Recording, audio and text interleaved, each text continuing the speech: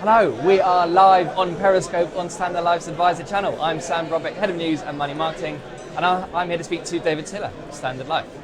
David, talk me through, briefly, top line, your opening address at Money Marketing Interactive. I was very keen in the opening address to really try and get people thinking about the broader things being talked about at this conference.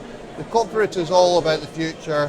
The big debate is about RoboAdvice and how does it fit with human advice, if you like. So I wanted to open up and get people to think about that.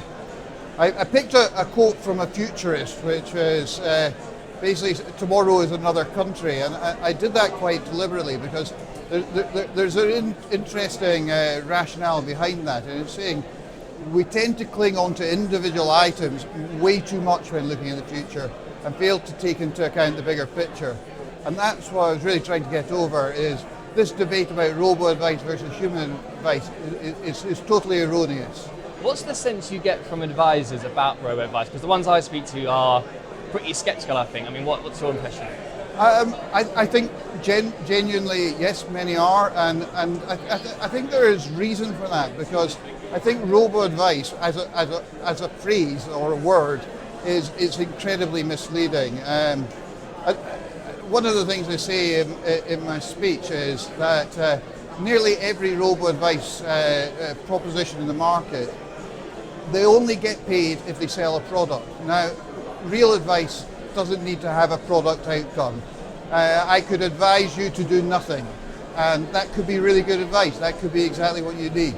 And I think there is a fundamental difference.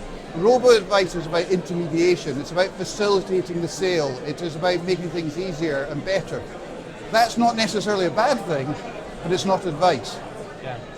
Obviously, Standard Life has its own advisor business, 1825. Yeah. Are there plans for some kind of digital-only service there?